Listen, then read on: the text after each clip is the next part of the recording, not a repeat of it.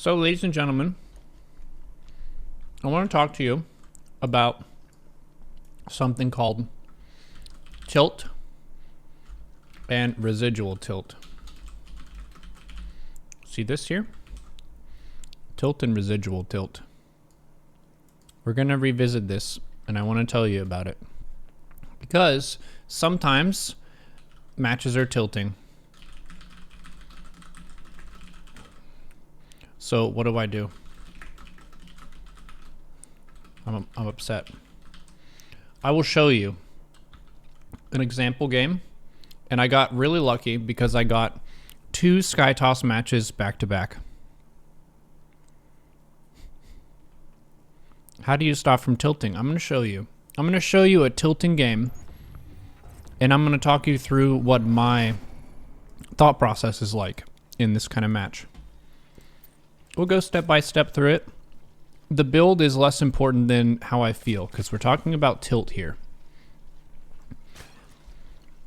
Whenever you're playing a game like StarCraft, it's competitive, more so than a lot of other video games. You feel like there's more at stake, and you feel like your rank is a representation of your self-worth to an extent. That can be something that can motivate you, but it's also something that can cause you to beat yourself up. So you need to be able to figure out kind of what your internal monologue is like and how to make that more productive and helpful for yourself.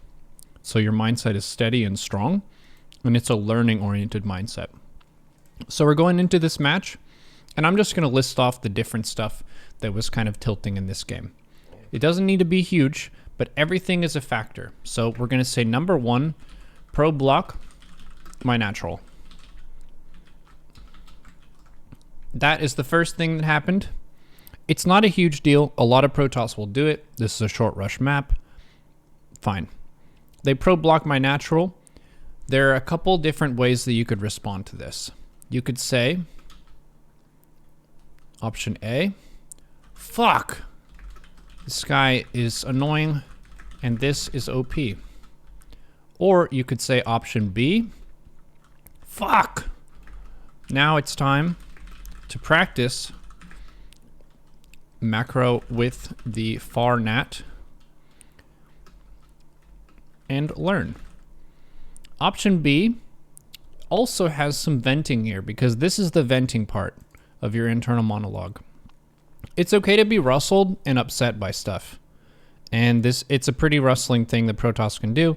It doesn't take a ton of effort, but it's technically a legal move within the game. It's not against terms of service. So you need to be able to adjust to it and then just get good in the situation. So right now, the way that I'm being productive with my thinking is I'm going option B. I'm practicing having this as my second base, and I'm going to take this as my third. It's less comfortable. It doesn't feel quite as good because your cameras are kind of messed up, but nevertheless, we're getting some practice in here. So that's the first tilting thing that's happened so far. Lings are chasing around the probe. I've got this. Lambo has a really good guide on how to fight against the pro block thing. I learned a good bit from him. A lot of it involves being mindful of transferring stuff from this space to this space. Like in the early game, you want to make your 4 lings exclusively from the main and make drones exclusively from here to cut down on the transfer time it would take for a drone to go all the way from here to here. So I'm practicing this. I don't feel like I'm as good in this scenario as other scenarios, but this isn't the only Protoss player who's going to do this. So we're learning. We're getting a little bit tilted, but we're de-tilting by accepting the situation and dedicating ourselves to practice. So it's a pretty peaceful early game. Aside from the pro block, they just sent an adept in to scout, but they didn't really commit and trade. Refilling my gas. Adept is running around. And, oh god, it's Void Rays. So this might be another thing that could tilt a player. I don't really think this tilted me too much because almost every Protoss opens this way, but many people have the opinion that Void Ray opening for Protoss against Zerg is OP because it's super easy for Protoss to take a third base. So let's just say here that maybe this is the second thing that tilts us a little bit. It's a Void Ray opening. And then we're going to have option A. For Pete's sake. Void Ray Imba. And this guy is just doing what is Imba. Option B would be, for Pete's sake, time to spam queens and mass creep for the glory of the swarm. So we still vent, we still say to ourselves, man, this is a poop scoop. I really struggle against this unit. But we move directly into the practice-oriented thought, which is, this is my response to it. Maybe Void Ray is a little bit strong right now. There's still going to be a response to it. In the case that it did get nerfed, you would be that much stronger. But if it doesn't get nerfed, you're still improving. So option B is the improvement-oriented way to respond to maybe being tilted by seeing a Void Ray opening. We continue.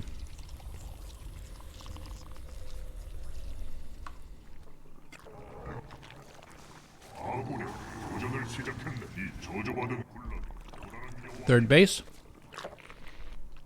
Here's another thought that just popped into my head. Quick third. Option A. Man, it is just so easy for Toss to take a third with Void. Option B. Toss took a third. Drone more. That's an early third. Option B is the response-oriented thought. Option A is the balance wine assessment and thought.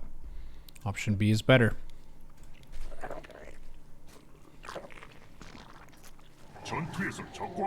So we're droning up.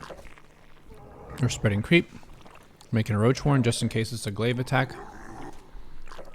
Breaking rocks. Massing queens. Scouting with lings instead of overlords because there's Void Ray. I'm not supply blocked. The Protoss is making workers really fast. I'm being fully passive.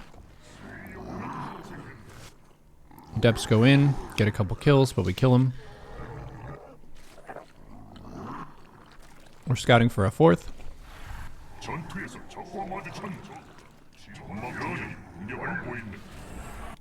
Here's the thought.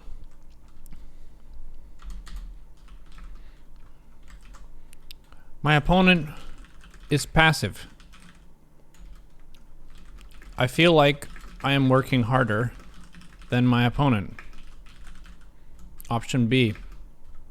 This is a macro game. It is a viable strat to just take bases and mass army and not attack. With a Void Ray build like this, the 9 Void Rays they have now go really well into a 200 supply max out. So they're not obligated to pressure, attack, harass, or do anything. They can just sit at home. And a lot of people will get tilted because they feel like their APM is higher and they're working harder for the win, therefore they deserve to win. Which is pretty misled. It's one of the main things that Idra got tripped up by a lot in his mindset. He had a very, I would say, vicious and overdeveloped sense of entitlement where he would feel like he deserved to win and he felt like his opinion about who deserved to win was more important than the game deciding who won.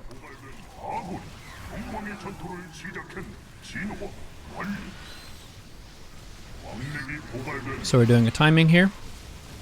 I have a big supply lead. I've killed the third. But they have Storm and Sentry up there, so I'm not going to go up that ramp. And I'm creeping a whole bunch. Let's do another one. Another thought here. I am super ahead.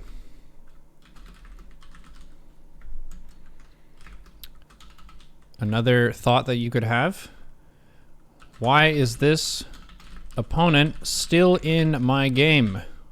This has happened so many times that people will think this. It's a really toxic and childish mindset to have. Your opponent can stay in the game as long as they have a building, technically. And if you are trying to be the referee about when they should quit, you've already lost the mindset game. That's a really silly way to think about it. Option B would be, how can I extend my lead and create advantages? Learning-oriented thought. We continue.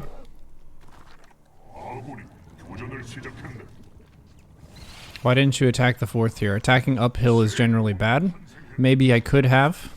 That's a sort of hindsight 2020 fun theory crafting question. Okay, now we're sieging the opponent with a bunch of Queen Spore Hydra so that we can kill the interceptors as they come out. My opponent doesn't really have interceptors though. And we're going to kill the third again.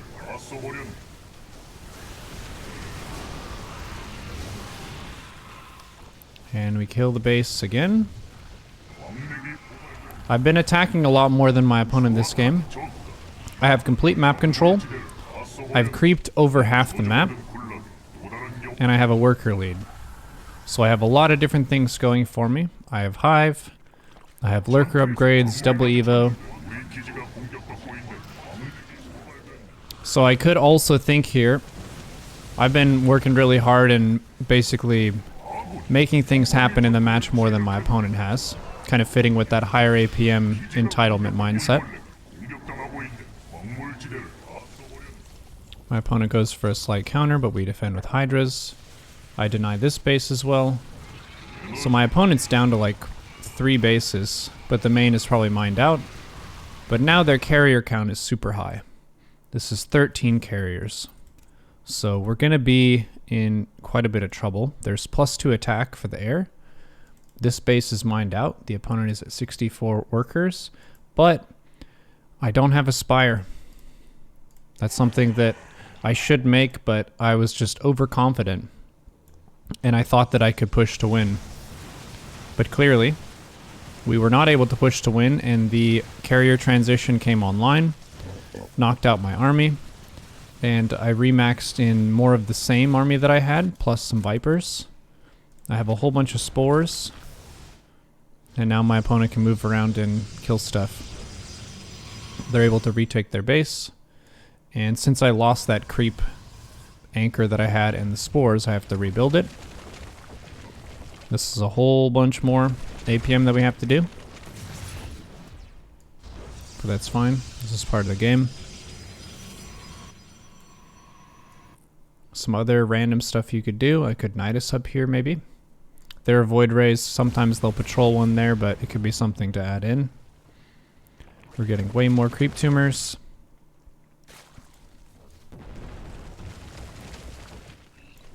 Our opponent's just sitting at home still. They're just playing with one army clumped up in one spot and trying to have the stronger force for a fight. And our composition, it does decently well against it. I'm abducting stuff in, using caster units. But still, the army is really good. I have a larger bank too. So we'll say another one is, I've taken so many more bases. More perceived macro effort. I have taken more than half the map. 2 times my opponent's bases. And am working hard to attack. B would be, I have map control. How can I prep for a tech switch to make a better army? Option A is focusing on what you've already done and trying to pat yourself on the back, which doesn't really help you. It's just a way of feeling like you deserve the win, going to that entitlement mindset. Option B is more asking a question for how you can improve your situation in the game. I failed to do option B this game, If I did, I would have had more upgrades on this, and I would have had enough gas to remax on corruptors. Because one of the benefits of keeping my opponent on few bases for a long time is I have a way bigger bank than my opponent. But I failed to capitalize on that with a really strong corruptor switch. Because they have no robo units, it's just all Archon, Zealot, Tempest, Carrier, Void Ray, High Templar. And I end up losing this fight. Just a simple A move with Storms. And I'm trying to make spores and scramble defense, abduct stuff. I have an Ultra switch now, but we're gonna die here. I don't have enough gas to remax on corruptors. And the opponent has 16 carriers. So even if we did, we would need like 50. And then we slowly lose this game. And a lot of people, when they saw this game, it seemed pretty tilting. A lot of people are saying Protoss Imba and all that kind of stuff. But really that's missing the point. If we take the route of option B for all these tilt assessments, what did I fail to capitalize on? I failed to capitalize on my opponent's lack of harass by unlocking all the different tech and getting all the different upgrades. Because they weren't punishing me with any kinds of attacks, and we still end the game with a GG. I think doing this, GGing at the end of the game, it helps you to take the edge off the tilt. Because maybe it feels bad, but if you say something and you're complaining at your opponent, usually they really just think that's funny. I think it's very rare that you balance wine at the end and your opponent thinks, wow, maybe I did something wrong. What an opponent is supposed to do is utilize whatever is strong in the game. So if it's strong, if it's maybe a little OP, they should use it because they're playing to win. And they're not playing to have a macro game that's the most impressive to you, to make you feel the most satisfied with the defeat, because that's very specific to the person and kind of silly to pursue. What they're trying to do is just utilize whatever is really good. So High Templar, Carrier, Void Ray, and Tempest. And let's look at the score screen for this game and just see what happened. Who did what? I'll go to my match history here. Okay, so I made double my opponent's workers. I was supply blocked less. I had way bigger bank, and I had 100 more APM, roughly. These scores, I mined more resources by about 15k. They got a higher unit score, I think, because of the interceptors being made. The structures score, I think they get a whole bunch because they killed all my spores. And then the technology score, I had a whole bunch of tech. So overall, this is the kind of game that I think it feels like you were working really hard. We killed 737 units, but some of those are interceptors. We built 323 structures, and we only killed 36 buildings, but they killed 280. That includes creep tumors. Looking at the graphs here, they had more value in their army after about the 15-minute mark, because my tech was still pretty low with Queen Hydra. And I had the worker lead for most of the mid and late game, but in the early game, they did pretty well. And I think looking over the graphs and the score screen is another edge you can have. Number 7 would be post-game assessment. A would be Protoss is so OP right now, and it's sad Blizz won't fix it. Option B would be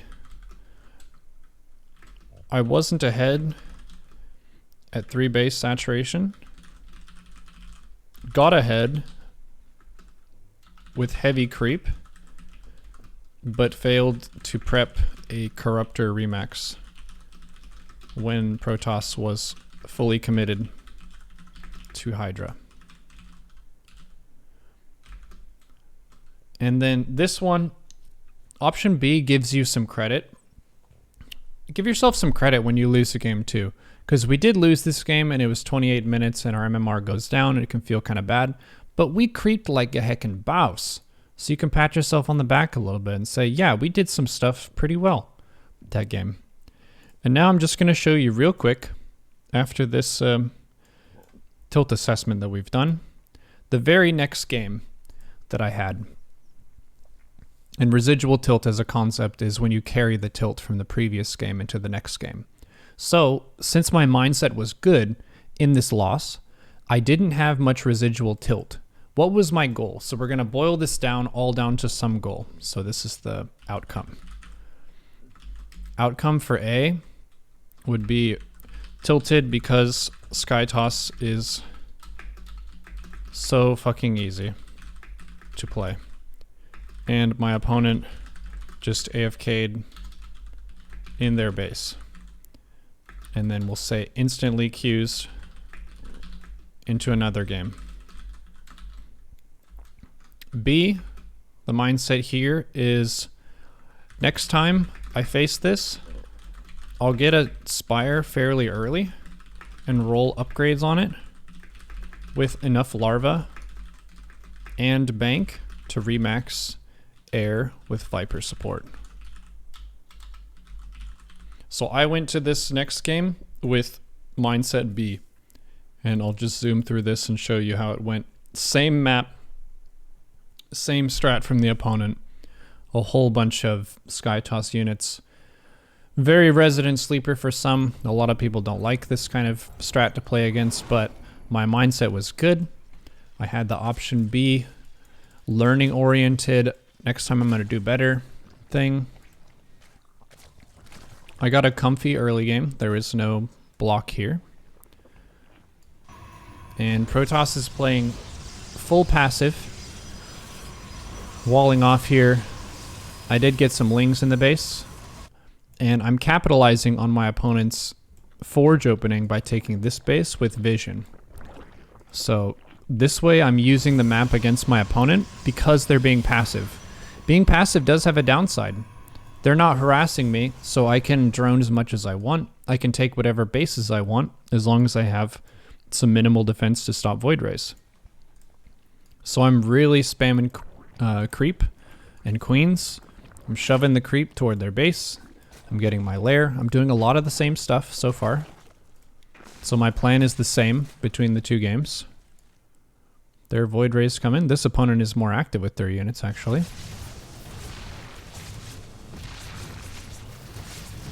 We get a Void Ray or two. Nice. And there's no third. And this can be tilting on its own, where the opponent doesn't even have a base, and you feel like you deserve to win because you're macroing so hard. But I'm going to keep with the plan, and I'm going to break some rocks, because that's going to help me push later on. If they're not giving me a target on the low ground for some Nexus, then I'll just prep for the late game fights. And I'll creep the center of the map. I'll take all these bases, getting lots of expansions up. Look at how early this Spire is. Even though I'm making Roach Hydra Queen for my first max out, I've got my second max out already ready. And at this point, I've already won as an individual who's practicing the video game.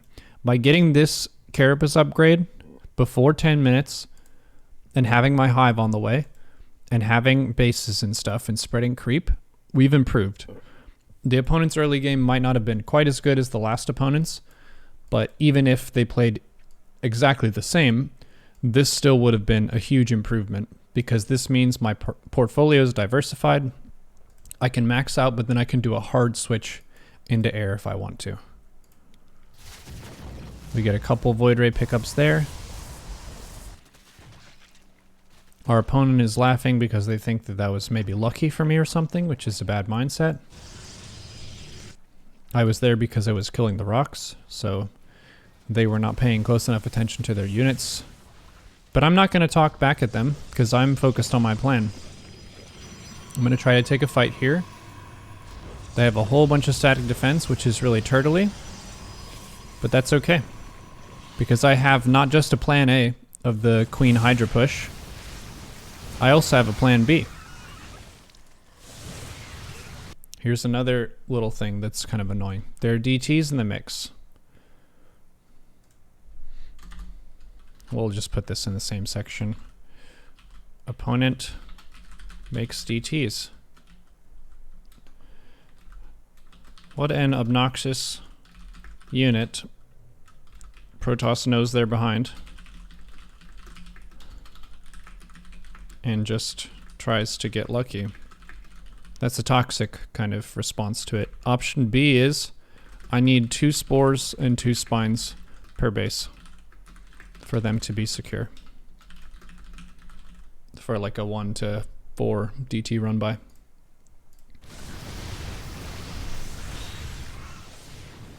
We're pushing in. I didn't kill my opponent, but we traded with some interceptors and they're stuck on 3 bases. And the creep is denying these other expansions. So my creep is better than last time. My bank is enormous and growing. I have 80 workers. And the corruptor switch is already getting ready. So even though I'm kind of losing units and I have to retreat here, and the DTs are killing some of my stuff, I have a plan. And they're going to be facing a different army than the one I'm running home with, which is really good.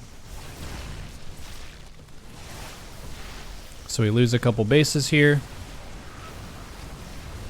If we can backseat game the opponent, they should have taken this base behind this push. But they were tunnel visioning and maybe expecting to win that fight and win the game. But our corruptors are ready. And I'm just going to keep extending my lead. I'm getting a second spire. I'm continuing to spread creep. I'm getting vision of this location. I'm taking this base.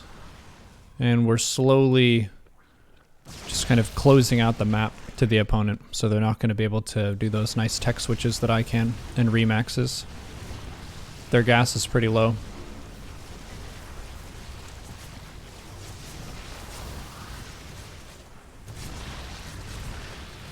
We're losing stuff, but I'm switching my Hydras for Corruptors, and I have Vipers for Parasitic Bomb on the Void Race. They're trying to attack. And then they recall out.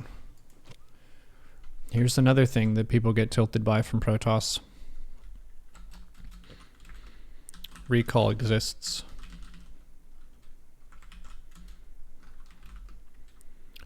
Can you believe how fucking broken recall is? The Protoss can attack with their entire army, then teleport home when it gets bad. Option B, just lost a few hatches and need to double expand. That's it. I just need a double expand. So I need to retake this. I need to retake this. These bases are up and running. And my economy is still relatively good. It's still better than my opponent's. And their mineral count is good, but their gas is running very low. So I have this base now. Corruptor Viper can fight this. Parasitic Bombs. Cool. And now they're basically dead. This opponent tries to switch into ground and makes a few units, but they're going to get defeated. And for good practice, because I have Mass Corruptor, I'm getting a Greater Spire, so I can make Broodlords, since Corruptors are useless against ground. And my opponent is going triple Robo to try to counter the Ultras. And then the Broods deny the space, and we win the game.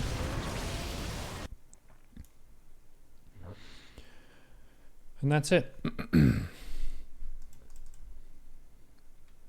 So breaking down the tilt here from the previous game.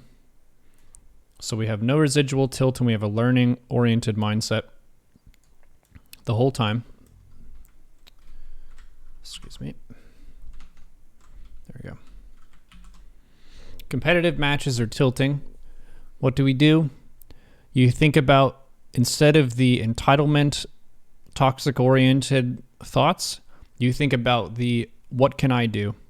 And you have the practice and learning-oriented thought. So you can improve through the stuff that might feel kind of broken, but it's still a space where you can get better as a player. because that's really what causes you to go up the ladder. If you're thinking about your rank, what's holding you back is your own mistakes. So don't think these option B thoughts of I deserve to win. You should be thinking the option A thoughts. Or sorry, the option B is what you should be thinking. What can I do? What can I do as a response to this? What is my best move? Option A is I deserve to win because I'm smarter and faster and I deserve to win. That's just entitlement.